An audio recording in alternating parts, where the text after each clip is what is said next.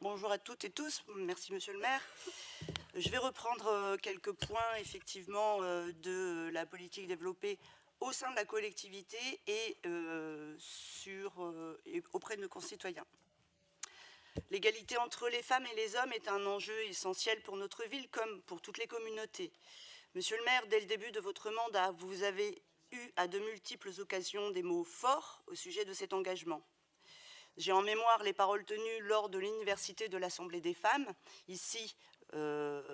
accueillie ici en octobre dernier, ou encore lors de l'ouverture du colloque Femmes et Territoires, accueilli à la Panacée en juin dernier.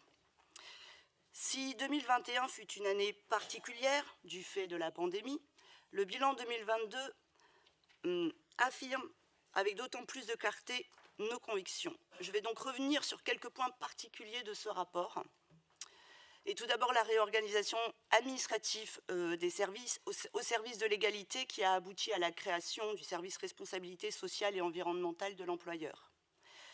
Concrétisant les engagements que vous nous avez fixés, Monsieur le maire, ce service est pleinement engagé dans le pilotage et la coordination des actions menées auprès des agents en faveur de l'égalité et de la diversité professionnelle, comme vient de l'expliquer Monsieur Assegnan. En octobre dernier, une délibération cadre permettait de fixer les principes généraux des actions déployées.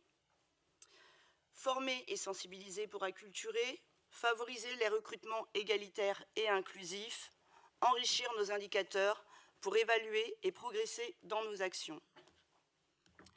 Comme vous le savez, chers collègues, la ville s'est engagée dans un processus de double labellisation avec l'AFNOR sur les plans de l'égalité professionnelle et de la diversité. En 2022, les visites de l'AFNOR ont permis quelques remarques et préconisations. Parmi les points positifs, l'AFNOR a relevé le fort engagement des élus sur les sujets qui nous concernent et souligné les efforts entrepris. La mise en place des 1607 heures corrélées au télétravail permet une meilleure articulation entre vie privée et vie professionnelle. L'organisme de certification salue également l'élaboration du dispositif de signalement des actes de violence et de harcèlement, notamment pour lutter contre le sexisme et les violences au travail. En ce qui concerne le bilan du plan d'action égalité professionnelle 2021-2023, il s'appuyait sur 5 grands axes. Tendre vers l'égalité salariale était le premier d'entre eux, et c'est par l'harmonisation du RIFSEP que les services ont travaillé. Fin 2022, nous pouvons constater que les écarts de salaire se réduisent sensiblement, comme vous pouvez l'observer dans les pages 14 et 15 et 20 du rapport qui est mis à votre disposition. Les lignes directrices de gestion adoptées permettent d'intégrer la notion d'égalité professionnelle entre les femmes et les hommes. Après tous les critères objectifs et à compétences égales, la dernière ligne permet de promouvoir une femme en priorité si plus d'hommes avaient déjà été promus. Je reviens aussi sur la mise en place du dispositif de signalement parce que c'est un point important, notamment pour se donner les moyens de lutter contre toutes les formes de violence. Après une campagne d'information, 21 signalements nous sont parvenus en 2022.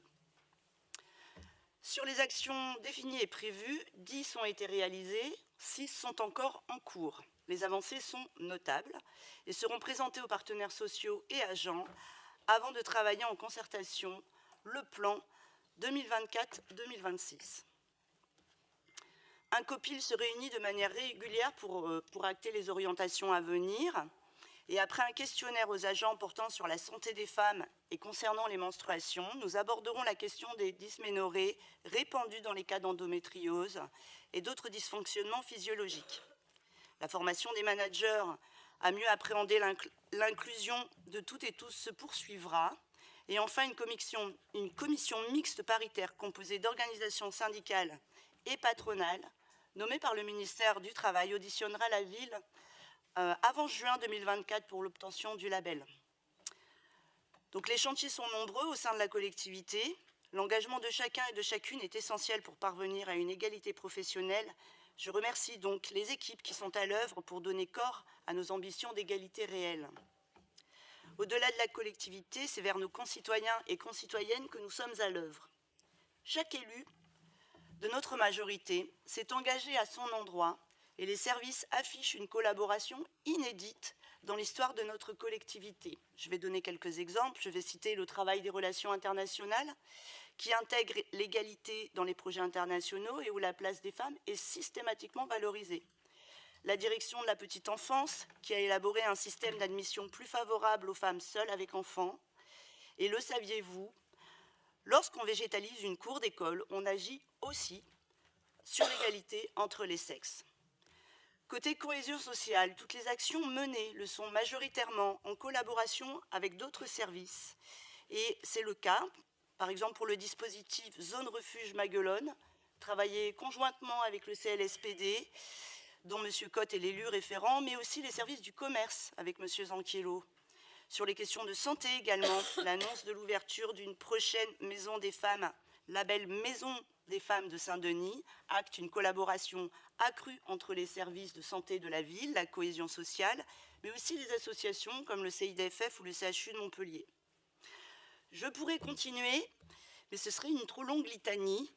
Je vous invite donc à vous reporter aux dernières pages du rapport, à partir de la page 25, qui détaille toutes nos actions. Les combats pour l'égalité et leur avancée ne sont jamais à l'abri des réactionnaires. La labellisation AFNOR, que nous attendons en 2024, offrira à notre collectivité une garantie en ce que tout retour en arrière dans le futur aurait un coût fort pour la collectivité. Vous l'avez compris, nous n'arrêterons pas nos efforts. Nous allons encore amplifier ces politiques essentielles. Monsieur le maire, chers collègues, Montpellier est une ville ouverte, c'est une ville de tolérance et d'accueil.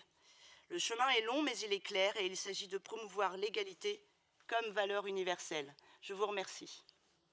Merci beaucoup, Madame Naqui. Merci beaucoup, Monsieur Aslanian. Y a-t-il des demandes de prise de parole? Monsieur Alberne.